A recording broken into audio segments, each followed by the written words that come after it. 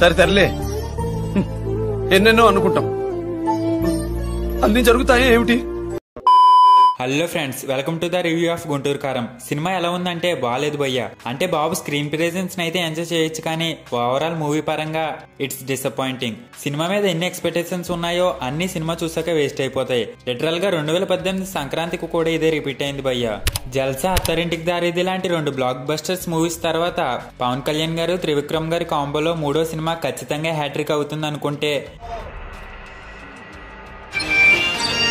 Radha 550 Steel TMT.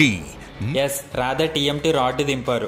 Same అలానే ఒక అతడు ఒక కలేజా తర్వాత ఎంతగానో ఎగర్గా వెయిట్ చేసిన కాంబో మళ్ళీ రిపీట్ అవుతుందని ఎక్కువ ఎక్స్పెక్ట్ చేస్తే చాలానే నిరాశపరిచింది. Coming to the writer and director Trivikram garu, అసలు ఇది ఆయనే తీసారా లేక త్రివిక్రమ్ దర్శకత్వ పర్యవేక్షణలో జరిగిందా అనేది నాకు డౌట్. లేకపోతే ఏంటండి అంటే సినిమాలో కొన్ని సీన్స్ అయితే చాలా బాగున్నాయి. చెప్పాలంటే ఆ కొన్ని సీన్సే బాగున్నాయి, మిగతా మూవీ మొత్తం అంత ఎంగేజ్ చేయలేదు. శ్రీలీలని సేమ్ ప్రతి సినిమాలో వాడుకున్నట్టే ఈ సినిమాలోనూ సాంగ్స్ కే వాడుకున్నారు. మిగతా క్యాస్ట్ అంతా కూడా ఉంటారు, కానీ వాళ్ళ క్యారెక్టర్ సేమ్ అంత గొప్పగా రాయలేదు. మహేష్ బాబు గారు చాలా ఎఫెక్ట్ పెట్టారు, కానీ ఏం ఫలితం లేకుండా పోయింది. ప్లాట్ విషయానికి వస్తే హీరో రమణని వాళ్ళ అమ్మ చిన్నప్పుడే వదిలేస్తుంది. అప్పటి నుంచి ఒకడే ఒంటరిగా పెరుగుతాడు. ఎందుకు వాళ్ళ అమ్మ వాడిని వదిలేస్తుంది అని పెద్ద అయ్యాక కలుసుకున్నారా లేదా అనేది మీరు సినిమాలో చూస్తారు.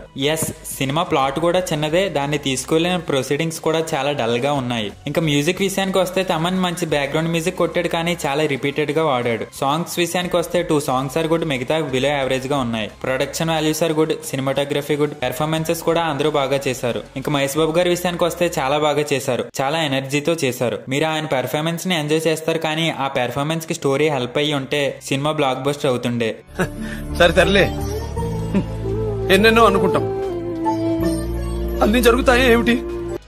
సో ఓవరాల్ గా మూవీ ఎలా ఉందంటే, మీరు గనక జస్ట్ మహేష్ బాబుని చూసి ఎంజాయ్ చేద్దాం అనుకుంటే బాబు ఎనర్జీ కోసమైనా వెళ్ళిపోవచ్చు. లేదు ప్రాపర్ స్టోరీ కావాలి, ఫుల్ గా ఎంజాయ్ చేయాలంటే మిమ్మల్ని పెద్దగా ఎంగేజ్ చెయ్యదు. సో ఇది గుంటూరు కారం రివ్యూ. ఇది నా ఛానల్లో ఫస్ట్ రివ్యూ. నచ్చితే లైక్ చేయండి. మీరు గుంటూరు కారం చూసారా? చూస్తే మీకు ఎలా అనిపించిందో కమెంట్ చేయండి. సో ఇలాంటి రివ్యూస్ కోసం నా ఛానల్ ని సబ్స్క్రైబ్ చేసుకుని బెల్ ఐకాన్ ఆన్ లో పెట్టుకోండి. నెక్స్ట్ వీడియోలో కలుద్దాం. అంతవరకు సైనింగ్ ఆఫ్. Bye bye.